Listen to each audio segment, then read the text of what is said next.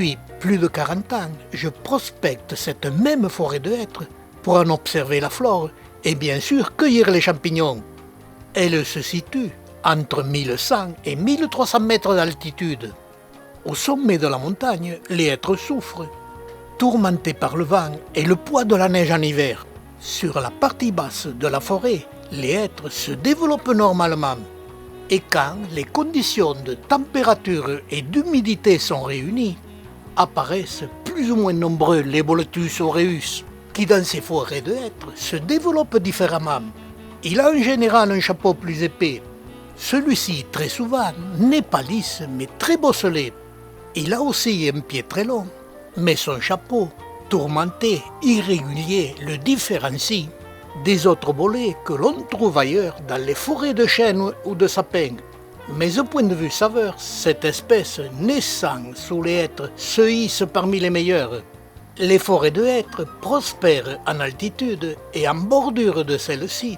Chaque année, quand les conditions le permettent, au mois de juillet, toujours au même endroit, à quelques mètres près, naissent les premiers bolets.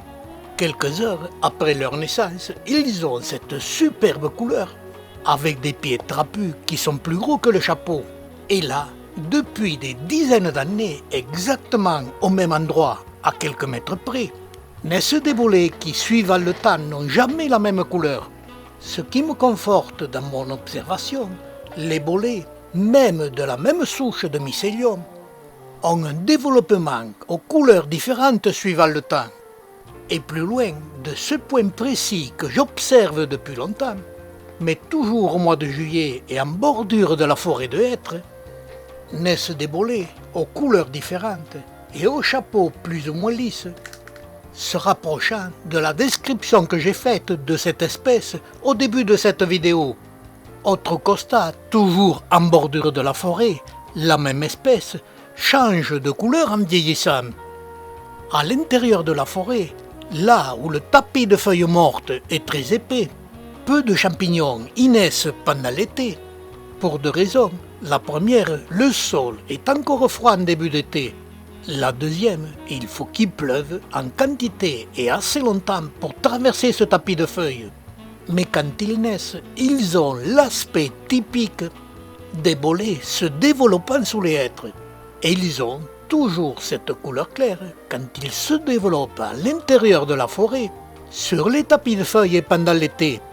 Et les conditions sont peu souvent réunies pour qu'ils naissent régulièrement sous ces importants tapis de feuilles. Et je les trouve toujours dans la même forêt, où le vent a emporté les feuilles, et aux endroits où la densité des arbres étant moins importante, ce qui a permis à d'autres végétaux de se développer. Et là, les champignons sont plus ou moins colorés. Ils ont aussi le chapeau plus ou moins lisse.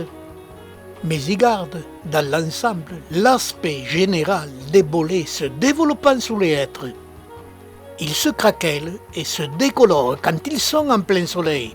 Et toutes ces observations se déroulent en plein été, quand les hêtres sont toujours en végétation. Et quand arrive l'automne, où les feuilles des hêtres se parent des mille couleurs, en donnant ces superbes paysages, conditionnés par l'arrivée du froid et les pluies plus importantes, qui à l'intérieur imbibent plus facilement ces grands tapis de feuilles, ce qui permet un développement plus important des bolets.